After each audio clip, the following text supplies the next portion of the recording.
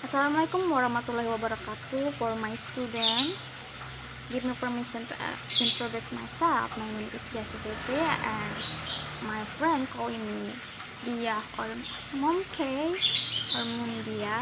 Okay, just it.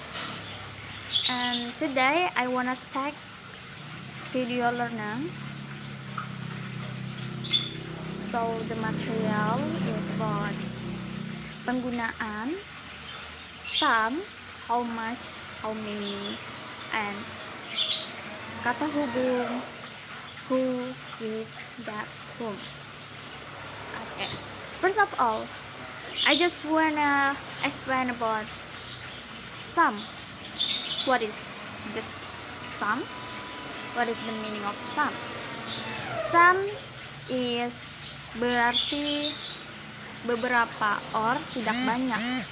Jadi dalam grammar, ini grammar structure or grammar practice, biasanya sum digunakan untuk kalimat positif.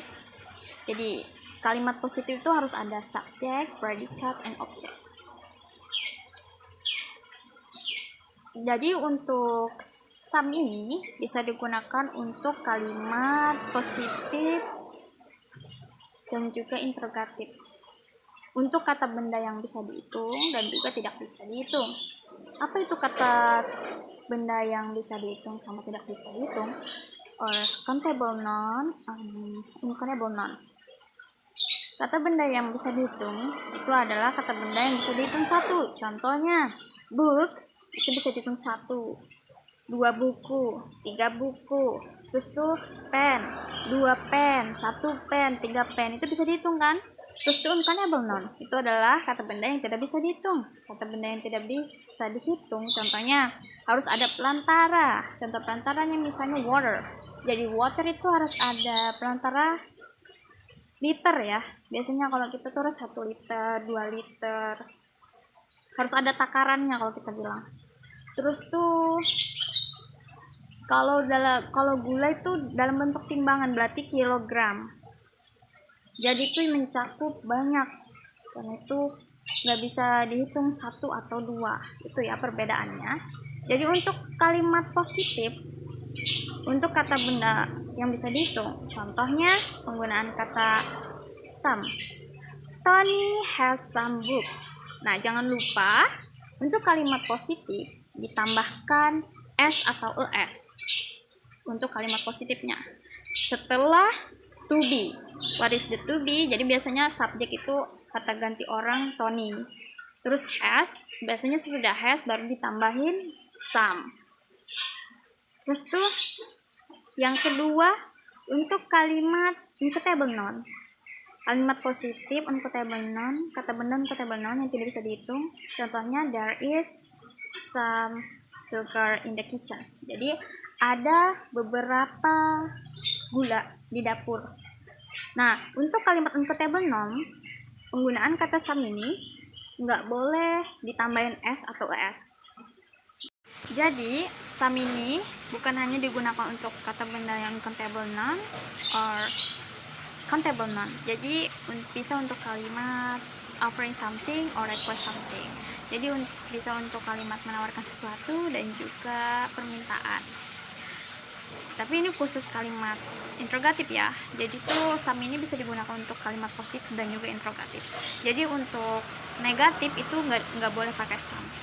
Contoh untuk kalimat menawarkan sesuatu atau offering something, would you like some apples? Jadi bisakah kamu, apakah kamu suka beberapa apple, jadi tambah s dan tambah tanya-tanya di akhir. Terus tuh untuk kalimat permintaan or request, can I have some water? Bisakah aku meminta beberapa air? Nah, baru ditambah tanda s gitu ya.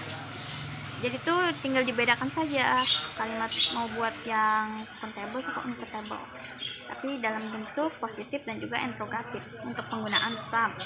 Jadi harus bisa bedain itu ya, baru nanti akan mudah untuk membuat kalimatnya. Oke, tadi Mom udah jelasin dua materi penggunaan some, how much, and how many. Jadi kita masuk ke material yang ketiga atau yang terakhir, yaitu kata hubung. Nah, kata hubung di sini ada apa aja? Ada 4 ya di sini. Ada who, whom, which, sama that. Jadi tuh apa sih yang membedakan keempat ini? Nah, jadi konteksnya itu berbeda. Misalnya kalau who untuk subjek dan kalau whom untuk objek.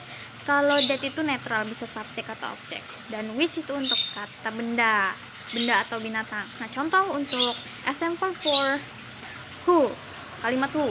Jadi the person who baked a cake for me is my good friend. Jadi itu orang yang memanggang kue untukku adalah teman baikku. Jadi itu who di sini merujuk kepada siapa. Jadi siapa di sini berhubungan kepada si subjek. Subjek itu siapa? Subjek itu my good friend, teman saya.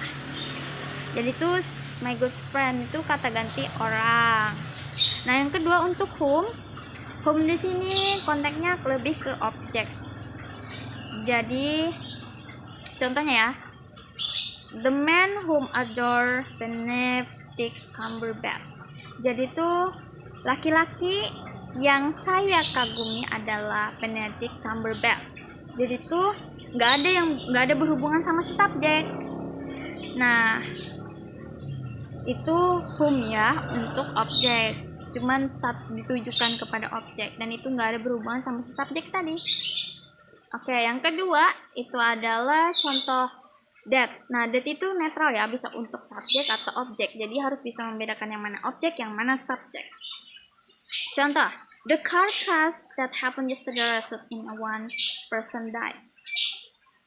Jatuh crash mobil tuh yang telah terjadi kemarin hasilnya adalah 1 orang meninggal. Misalnya kayak ada kecelakaan yang telah terjadi kemarin itu hasilnya itu adalah 1 orang yang meninggal. Jadi itu that di sini artinya yang, bisa dirujukkan untuk car tadi atau orang yang meninggal tadi. Jadi itu netral ya.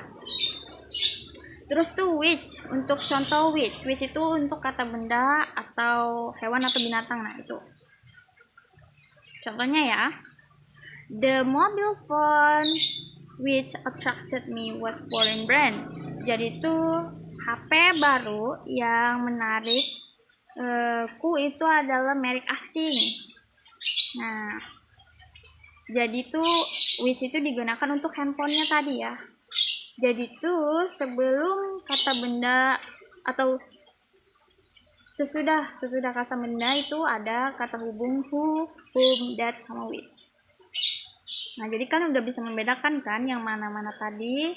Nah, kalian juga bisa membuka referensi dari berbagai sumber untuk memahami grammar practice kalian di rumah at home. Nah, jadi setelah ini Miss menambahkan beberapa kuis untuk mengasah skill grammar practice kalian.